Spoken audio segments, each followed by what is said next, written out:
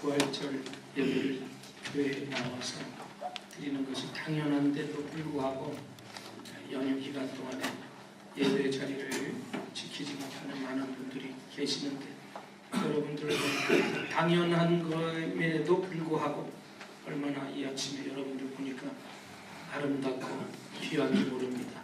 오늘 여러분들 한번 인사 나누실 때 예수님이 부활하셨습니다 한번 크게 인사 나누십시다.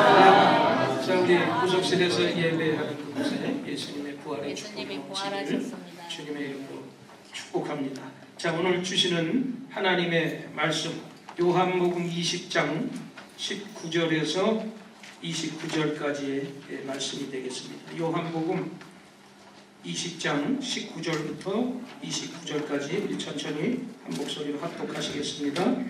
이날 곧 안식 후 첫날 저녁 때에 제자들이 유대인들을 두려워하여 모인 곳에 문을 닫았더니 예수께서 오사 가운데 서서 이르시되 너희에게 평강이 있을지어다. 이 말씀을 하시고 손과 옆구리를 보이시니 제자들이 주를 보고 기뻐하더라. 예수께서 또 이르시되 너희에게 평강이 있을지어다. 아버지께서 나를 보내신 것 같이 나도 너희를 보내리라. 이 말씀을 하시고 그들을 향하사 숨을 내쉬며 이르시되 성령을 받으라. 너희가 누구의 죄든지 사하면 사하여 줄 것이요 누구의 죄든지 그대로 두면 그대로 있으리라 하시니라. 12 제자 중에 하나로서 디두모라 불리는 도마는 예수께서 오셨을 때에 함께 있지 아니한지라. 다른 제자들이 그에게 이르되 우리가 주를 보았노라 하니 도마가 이르되 내가 그의 손에 못자국을 보며 내 손가락을 그 못자국에 넣으며 내 손을 그 옆구리에 넣어보지 않고는 믿지 아니하겠노라 하니라. 여드레를 지나서 제자들이 다시 집안에 있을 때에 도마도 함께 있고 문들이 닫혀 있는데 예수께서 오사 가운데 서서 이르시되 너희에게 평강이 있을지어다 하시고 도마에게 이르시되 내 손가락을 이리 내밀어 내 손을 보고 내 손을 내밀어 내 옆구리에 넣어보라. 그리하여 믿음이 없는 자가 되지 말고 믿는 자가 되라. 도마가 대답하여 이르되 나의 주님이시오 나의 하나님이시니이다. 예수께서 이르시되 너는 나를 본거로 믿느냐. 보지 못하고 믿는 자들은 복되도다 하시니라. 아멘. 제목 한번 크게 읽으십시다. 부활의 신앙이 주는 축복. 이런 제목으로 이 부활절의 말씀을 나누겠습니다. 인간이 제일 무서워하는 것은 사실은 죽음입니다.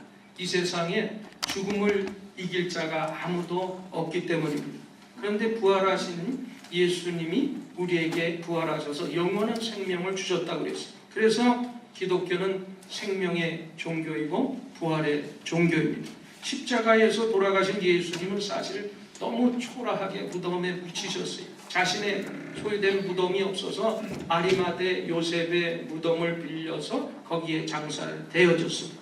그런데 그 묻히셨는데 3일 만에 거기서 살아나셨어요. 그리고 빈 무덤을 남긴 채 또 지상에서 제자들과 많은 사람들에게 보이셨습니다. 그리고 그들에게 구원의 소망을 주시고 영생의 소망을 주시면서 제자들 앞에서 보이는 데서 하늘로 승천하십니다. 이것이 바로 이 기독교의 핵심 신앙입니다. 물론 예수님은 살아생전에도 죽은 자들을 살리셨어요. 나인성 과부의 아들 장래 행렬에 나타나셔서 예수님이 관에 손에 댔을 때 죽은 자가 살아났습니다. 죽은 나사로도 무덤 속에서 살리셨습니다.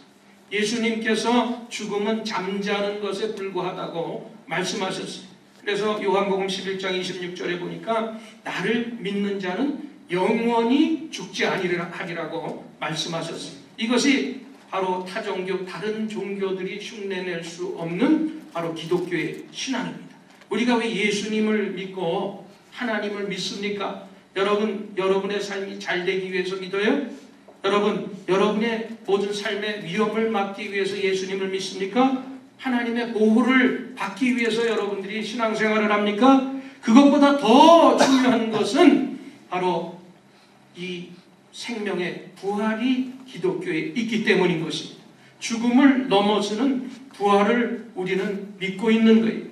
여러분 여기 호와 유람선이 있어요. 근데 이 유람선에 가니까 배 안에 없는 것이 없어요. 먹을 것도 많고 입을 것도 많고 지상에서 보지 못했던 희귀한 또 좋은 것들이 다 갖춰져 있어요. 그래서 거기서 춤도 추고 막 무도회도 갔고 파티도 하고 너무너무 즐거워요. 그런데 만일 그 배가 태평양 한가운데서 돌아갈 항구가 없다고 한번 생각해 보세요. 그것도 1주, 2주지 얼마나 여러분 불행하겠습니까? 배 안에서 아마 많은 사람들이 정신병에 걸릴지 모를 겁니다. 마찬가지 우리가 부활신앙을 갖지 않는 세상 많은 사람들이 왜 불쌍하느냐? 그들은 돌아갈 것이 없기 때문인 것입니다. 정신없이 캐세라세라 세상에서 즐기다가 막상 죽음 앞에 섰을 때 그곳에서 다른 곳에 갈 데가 없어요. 구원의 길이 없고 죄값으로 인한 심판 형벌밖에 없어서 결국에는 지옥 유황불에 떨어지는 결과를 이루게 된 것입니다. 그러나 우리는 부활의 신앙이 있어요. 세상을 떠날 때는 부활하신 주님이 우리를 영접하시기 위해서 천군 천사와 함께 우리를 맞아주시는 것입니다. 여러분, 그렇기 때문에 하나님을 믿는 사람들은 복받은 사람이에요. 이 세상에서도 하나님께서 우리를 절대적으로 보호해 주시지만 이 세상을 떠날 때에도 하나님이 우리를 영접해 주시고 우리가 돌아갈 고향이 있고 천군 천사와 함께 영원히 살 것을 우리에게 마련해 주셨기 때문인 것입니다. 그래서 우리가 부활신앙이 그렇게 중요한 것이고 우리는 이 세상에서 이 부활신앙을 누리면서 살아야 되는 것입니다. 먼저 우리가 이 부활의 신앙이 주는 축복이 있는데 그 첫 번째가 바로 믿음의 축복을 우리가 누리면서 살아야 된다는 것입니다. 세상 사람들은 부활하신 주님을 믿고 싶은데도 믿어지지가 않아요. 믿음이 아무에게나 생기는 것이 아닙니다. 왜냐하면 그들은 믿음이 없기 때문에. 그러나 우리는 하나님의 선택받은 자들이기 때문에 믿어지는 믿음이 우리에게 있는 것입니다. 얼마나 감사해요. 아무나 믿는 것이 아니에요. 아무나 이 자리에 앉아있는 것이 아닙니다. 믿어지는 믿음이 있기에 오늘도 여러분들이 연휴에 또 놀러가지 아니합니다. 주 앞에 나와서 예배드리고 또 하나님을 찬송하는 것입니다. 부활의 기쁨과 소망을 누리는 거예요. 믿어지는 믿음은 하나님께서 택한 자만이 느낄 수 있는 축복인 것입니다. 오늘 본문에 나오는 도마도 봐요. 예수님을 3년 반씩이나 쫓아다녔던 제자였어요. 주님의 손에 있는 못자국을 손으로 만져보기 전까지는 예수님을 믿지 못했어요. 그때 예수님께서 27절 말씀에 뭐라고 했어요? 도마에게 이르시되 내 손가락을 이리 내밀어 내 손을 보고 내 손을 내밀어 내 옆구리를 넣어보라. 그리하여 믿음이 없는 자가 되지 말고 믿는 자가 되라 그랬어요.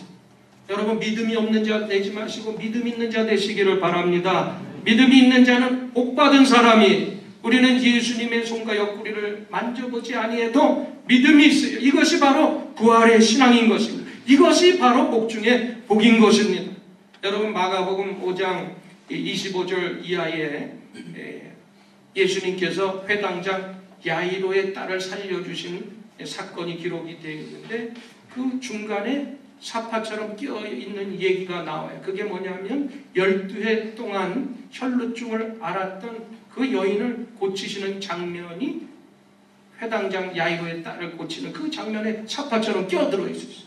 예수님의 옷을 손을 댄 사람들은 부지규수였습니다. 예수님 한번 만져보려고. 그런데 예수님의 옷을 손을 대기만 해도 나을 것이다 하는 그 여인의 믿음이 있었어요. 그 여인이 예수님의 옷자락을 만졌을 때 예수님께서는 자기의 능력이 나감을 느끼셨어요.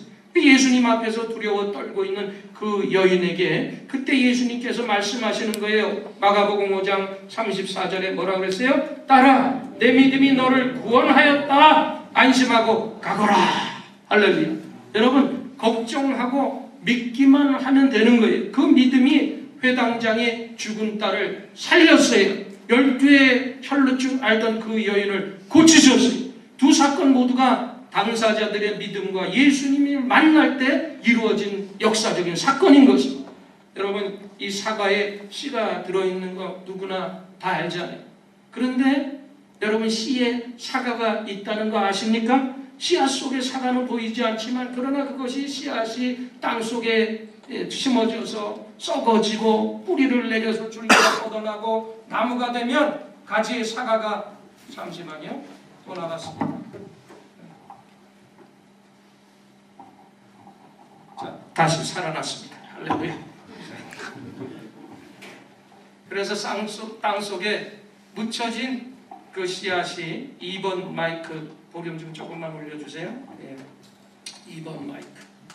자, 그래서 그 씨앗이 썩어지고 또 줄기가 나와서 나무가 되면 가지의 사과가 주렁주렁 맺혀지게 되는 것입니다.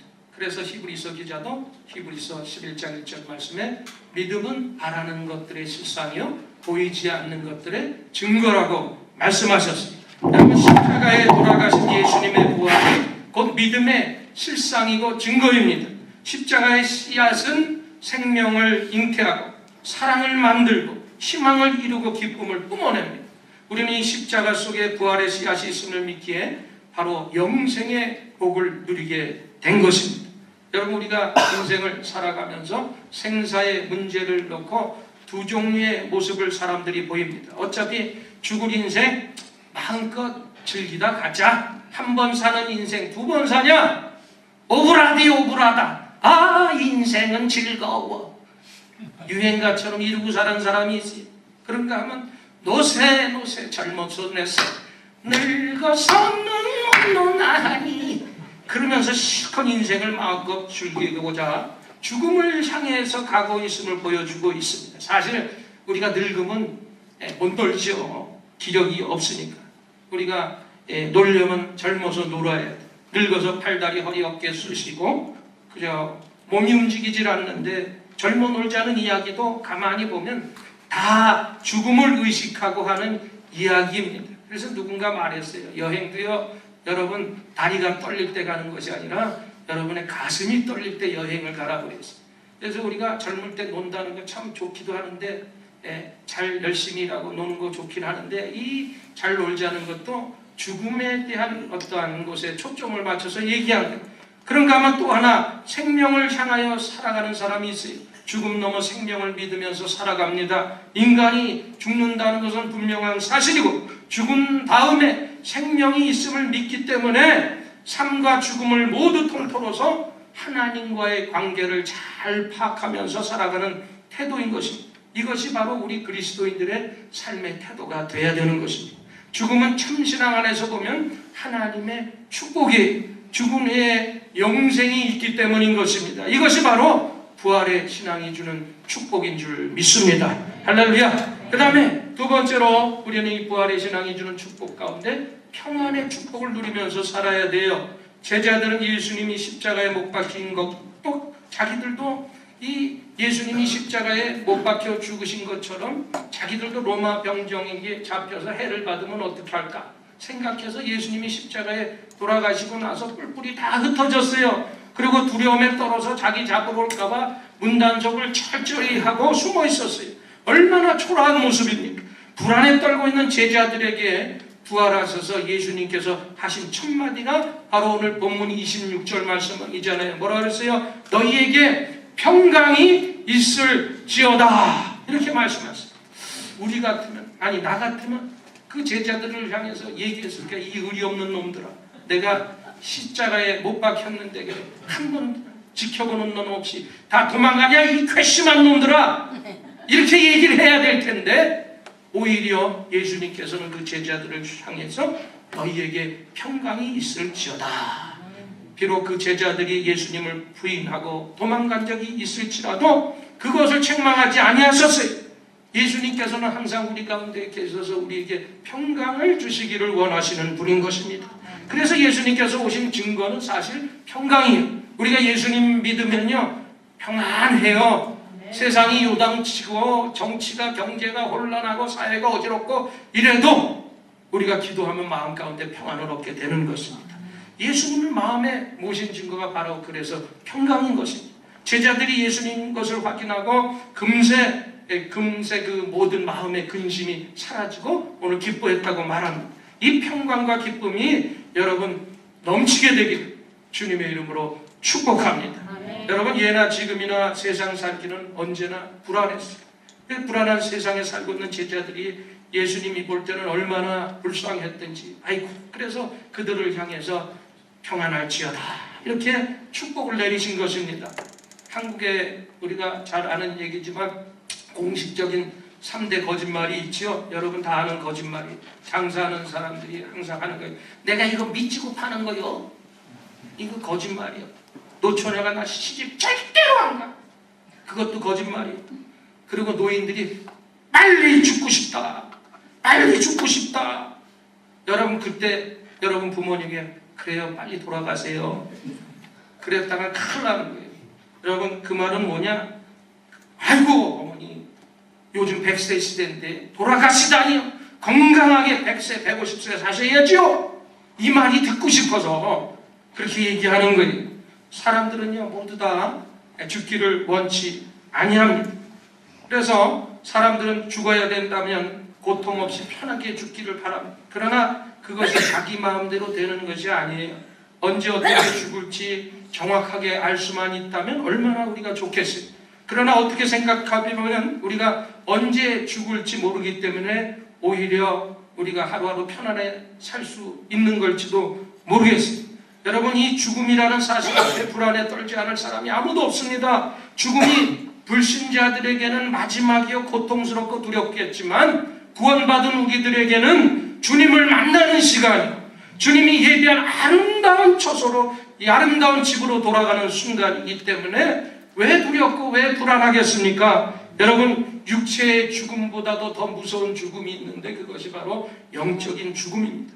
구원의 감격과 감사보다 우리가 현실적이고 감각적인 시각에만 몰두하고 사는 어리석은 삶을 벗어나야 되는 거예요. 누가 이 죽음의 공포와 불안을 해결할 수가 있습니까? 바로 죽음을 이기시고 부활하시고 생명을 주신 예수님밖에 없는 것입니다. 그래서 21절 말씀 다시 한번 읽어보십시오. 예수께서 또 이르시되 너희에게 평강이 있을지어다. 아버지께서 나를 보내신 것 같이 나도 너희를 보내노라. 그리고 계속해서 읽어보세요. 두려워 말고 성령 안에서 새로운 용기와 능력을 가지고 나가서 부활을 증거해라. 이렇게 말씀하신 것입니다. 숨어있는 제자들에게, 낙심한 제자들에게 용기를 북돋아주면서 나가서 너희들 두려워하지 말고 복음을 증거해라, 부활을 증거해라. 주님이 보낸다면 주님이 책임져 주시는 것입니다. 주님이 지금 제자들에게 이런 말씀 하시는 것은 니네들이 이제는 세상의 배경 살지 말고 주님의 배경으로 살아라, 그런 말이에요. 십자가에 못 박혀 죽은 예수님이 살아나고 살아나는 그 예수님께서 보내시는데 문제될 게 아무도 없는 것입니다. 옛날에요, 여러분, 우리가 이 사극 같은 데 보면 왕이 내시에게 심부름을 보냅니다. 그래서 저 영의정을 데려와라, 뭐 그러잖아요. 좌의정을 데려와라. 왕명을 가지고 영의정, 좌의정에 달려갑니다. 그러면 그것을 듣고 기절초풍하면서 왕에게 달려오죠. 상궁무술이 할 것 없이 내시의 말은 왕의 말이기 때문에 왕의 말로 받아서 왕 앞에 달려 나오는 것입니다. 제가 강단에 서 있지만 제가 제 얘기하는 거 아니에요. 하나님의 전달자로 서 있는 거예요.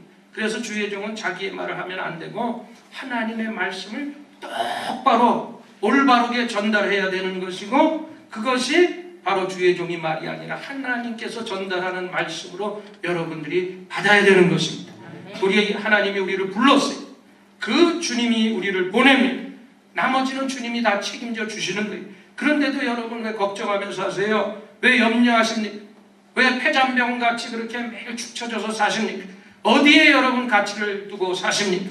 나를 부르신 분도 주님이시고 나를 보내신 분도 주님이시고 그 주님을 배경 삼고 주님께 가치를 두며 살아가게 되기를 주님의 이름으로 축복합니다. 여러분, 국가에서도 군인으로 부르면 그 순간부터 나라가 다 책임져줘요. 먹이고 입히고 속옷까지 국방색 반지를 다 줘. 여러분, 병들면 고쳐주고요, 의무대로 가서 고쳐주고, 더 아프면 셀기성 타서 고쳐주고. 왜? 나라가 다 책임져줘요. 왜 책임져줘요? 나라에서 불렀기 때문에 그렇습니다. 마찬가지, 하나님이 불렀으면 하나님이 책임져 주시는 것입니다. 그리고 계속해서 22절 말씀에 보면은 그들을 향해서 숨을 내쉬며 이르시되 성령을 받아라, 이렇게 제자들을 향해서 말씀하십니다. 부활하신 주님께서 성령을 주신다고 그랬어요. 이것이 본질이고 목적입니다. 예수님께서 왜 오셨어요? 성령님을 주시려고 이 땅에 오신 거예요. 그럼 예수님께서 왜 가셨습니까? 주님이 가셔야 성령이 임하기 때문에 주님이 승천하신 거예요. 여러분, 그래서 주님은 오셔서 천국 복음을 증거해 주시고 십자가에 달려 죽으심으로, 그래서 피 묻은 복음으로 피로 값주고 사신 그것으로 교회가 세워졌어요. 부활하심으로써 믿는 자들에게 성령을 주셨어요. 성령 받은 자가 할 일은 교회를 통해서 그 부활하신 예수님을 증거하는 것입니다. 그러므로 우리가 예수님을 믿는다면 성령님이 오셔야 돼요. 즉 우리가 그냥 믿는 것이 아니라 성령 받아야 되는 것입니다. 성령을 통해서 우리가 늘 감화 감동을 받아야 돼. 성령 받아야 예수님이 믿어져요. 성령을 받아야 내가 무엇을 잘못했고 불법을 행했는지 회개하는 것입니다. 예수님이 왜 죽으시고 왜 승천하셨어요? 성령님을 주시기 위해서. 그래서 예수님을 믿으면 성령님을 통해서 하나님께 우리가 갈 수가 있는 것입니다. 그래서 성령님이 어떻게 주셨어요? 숨을 내쉬며 이르시되 그랬어요. 여러분 창세기 2장에 사람을 창조하시는 하나님의 모습이 나타나죠. 흙으로 사람을 빚으셨어요. 그리고 그 코에 생기를 불어넣어 생명이 되게 하셨다고 말씀하고 있습니다. 이것이 바로 성령. 그리고 에스겔서 37장에 보면 골짜기에 마른 뼈들이 살아나는 그 환상을 에스겔이 보게 되죠. 하나님의 생기로 그 죽었던 마른 뼈들이 들어가니까 그 뼈들이 생기가 들어가고 또 살이 붙고 힘줄이 붙고 살아서 큰 군대로 변하는 것을 보십시오. 여러분 이것이 성령님이. 그래서 예수 믿는 것은 성령 받는 것이고 교회 나오는 것은 성령의 사람으로 계속 변화되어서 성화되고 하나님 예수 그리스도를 만나는 그 순간까지 영화의 길까지 가는 그 과정을 가는 것이 바로 신앙의 길인 것입니다. 이것이 성령 받은 사람이에요. 성령 받은 사람은 평안의 축복을 누리면서 살아갈 수 있게 되는 줄 믿습니다. 할렐루야. 그 다음에 마지막 세 번째, 우리가 부활의 축복을 누리기 위해서 삶을 소생시킬 수 있는 용기를 우리가 가져야 돼요. 부활신앙은 결코 실패하지 않습니다. 승리할 수 있는, 이길 수 있는 용기를 우리에게 주시는 거예요. 바로 삶을 소생시키는 힘이 부활 아닙니까? 그래서 부활이라는 resurrection이라고 하는 단어, 소생시키다, 일으켜 세우다, 바로 이 단어의 뜻이 있죠. 시들어가는 생명을 활력이 넘치는 생명으로 소생케 하는 것이 바로 부활이라는 것입니다. 그래서 환난으로 인한 좌절을 이기게 하는 것이 부활이에요. 그래서 예수님께서도 요한복음 16장 33절에 너희가 세상에서 환난을 당하나 담대하여 내가 세상을 이겼노라 라고 말씀하셨습니다. 여러분 상처 입은 사람들은 상처 입은 사람들의 마음을 다 이해해요. 그래서 문학가 세익스피어도 다쳐보지 않은 사람은 남의 흉터를 보고 웃는다 그런 말을 했어요. 몸에 흉터를 가진 사람은 절대로 다른 사람의 흉터를 보면서 웃지를 않습니다. 예수님께서는 사실 가장 큰 상처 투성이를 가지고 계신 분이었어요. 십자가에서 받은 그 상처가 가장 큰 흉터였습니다. 그런 까닭에 예수님은 상처받은 사람들의 마음을 다 알고 계세요. 우리의 흉터를 보고 웃지 아니시합니다. 오히려 예수님은 상처 입은 사람들을 치료해 주시고 그 상처를 꽃으로 축복으로 바꿔주시는 좋으신 분입니다. 그래서 우리는 상처받을 때마다 그 상처를 가지고 어디 가야 되겠어요? 물론 병원에 가는 그런 겉상처 말고 여러분들의 생활 속에 모든 아픈 상처들을 예수님께 가지고 가게 되시기를 바랍니다. 그리스도인은 어려움에 직면할수록 더 주님 앞으로 나가야 돼요. 어려움 있을 때 교회를 박차고 나가고 세상으로 방황하는 것이 아니라 더욱더 무릎 꿇고 기도하고 주님 앞에 매달리고 예수님 앞에 나가면 그 모든 어려움을 극복하고 부활의 생명을 허락해 주실 줄 믿습니다. 제가 한국에서 목회할 때 어느 자매님이 있었는데요. 교회 다니기는 했지만 자기 스스로가 뜰악신자, 그러니까 뜰만 왔다 갔다 밟고 다니는 신자라고 자기가 그렇게 얘기를 했어요. 근데 결혼을 하고 나서 아이를 가지고 한 40일쯤 됐는데 몸에 이상이 있어서 그 태아 검사하러 병원에 갔는데 변명이 말초신경염이라는 진단이 나왔어요. 그건 무슨 병이냐면 근육이 곪아서 이 근육이 말라가면서 이 살이 말라가면서 전신에 마비가 오는 이런 병이었어요. 그러니까 얼마나 황당. 의사가 이거 아기 살 수 없다. 당신도 보장 못한다. 이런 희귀한 병이 걸렸으니. 그래서 임신이니까 약도 제대로 처방을 못하고 그러니까 어떻게 하겠어요? 뜰악신자 성전들만 왔다 갔다 밟고 있던 그 자매였지만 오로지 이제는 한 가지 방법. 하나님 앞에 매달리는 것밖에 없어요. 그래서 교회에 나갔어요. 그리고 구역에 있는 권사님을 찾아갔는데 자기가 기도를 해봤어야 기도를 하지. 그래서 그 권사님이 팁을 하나 줬는데 그 팁이 뭐냐? 사도신경을 기도를 못하면 자꾸 마음속으로 또 겉으로 외우라. 그래서 전능하사 천지를 만드신 하나님 아버지를 믿사오며 하면서 쭉 외우다가 몸이 다시 사는 것 같이 그 문구에 마음의 감동이 확 온 거예요. 몸이 다시 사는 것 같이 하나님이 나를 살려주실 것 같은 그런 마음의 감동이 왔습니다. 그래서 하나님은 고치실 수 있다. 나를 고쳐주신다. 그리고 자기가 그동안 뜨락신자라서 하나님 앞에 불순종하고 교만했던 자기 잘났다고 살아갔던 그 모든 것들을 회개했어요. 교회 제대로 출석하지 않은 것을 회개했어요. 그리고 교회도 열심히 나갔지만 기도하지 않은 것 회개했어요. 이젠 어떻게 할지 몰라서 이제 하나님의 뱃속에 있는 아기를 살려 주옵소서. 저도 말초신경염에서 치료하여 주옵소서. 하나님 앞에 눈물을 흘려서 기도하면서 믿지 않던 남편까지도 함께 나와서 교회를 출석합니다. 그렇게 열심히 기도했는데 3개월이 지났어요. 한 달, 두 달, 석 달이 지나서 병원에 가서 다시 체크했는데요. 기적이 일어났다고 의사가 놀라는 거예요. 아기가 정상적으로 컸고 그 말초신경염에 말라가는 병들이 깨끗이 나았다. 눈물의 기도를 통해서 기적이 일어났어요. 그래서 많은 사람들 앞에 간증을 했습니다. 하나님께서는 살아계십니다. 나에게 아들을 주셨습니다. 나를 치료해 주셨습니다. 바로 이런 체험이 우리에게 있기를 주님의 이름으로 축복합니다. 누가 우리를 도와주겠어요? 의술로, 약으로 도움받지 못한다 할지라도 우리가 믿음을 가지고 하나님 앞에 나가서 무릎 꿇으면 하나님의 말씀에 순종하면 하나님께서 소생시켜 주시는 것입니다. 여러분, 그리스도의 부활과 믿는 자들의 부활은 연계가 되어 있어요.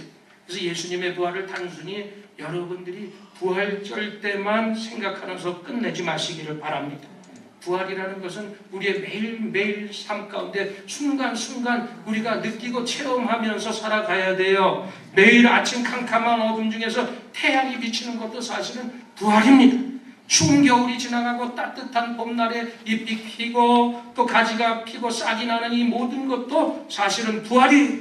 오늘날 우리가 하나님 앞에 나와서 말씀을 듣고 은혜 받고 마음이 새로워져서 하나님 앞에 충성하고 하나님을 사랑하는 부활의 사건이 계속되고 있는 것입니다. 여러분, 예수님의 부활은 우리에게 확실한 소망을 줍니다. 그리스도의 부활은 부활을 보장해 주십니다. 부활의 신앙은 믿음의 축복이에요. 가장 큰 복을 얻는 것입니다. 여러분, 부활신앙은 세상이 줄 수 없는 평안이에요. 여러분, 부활신앙은 힘들고 어려울 때 다시 소생케 해주시는 용기인 것입니다. 이 세상에 그 어떤 것보다도 더 큰 부활의 축복을 우리가 가졌어요. 날마다 부활하신 예수님의 능력을 체험하는 여러분 다 되기를 주님의 이름으로 간절히 축원을 드립니다. 우리 말씀 생각하면서 한번 기도하십시다. 이 부활절에 우리가 부활절날 예수님의 부활 그 하루만 생각하는 것이 아니라 매일매일의 삶 가운데 부활하신 그 예수님을 우리가 체험하며 살아가게 하여 주옵소서. 우리에게 믿어지는 믿음 주시고 또 세상이 줄 수 없는 평안을 허락하신 그 평안을 가지고 살아가게 하시고 우리가 힘들고 어려울 때 다시 한번 소생할 수 있는 삶의 용기를 주님 허락하여 주옵소서. 여러분 가지고 나온 문제들을 내려놓고 우리 다시 한번 부활의 생명을 얻기 위해서 주님 3번 부르짖고 통성으로 한번 기도합니다. 주여, 주여.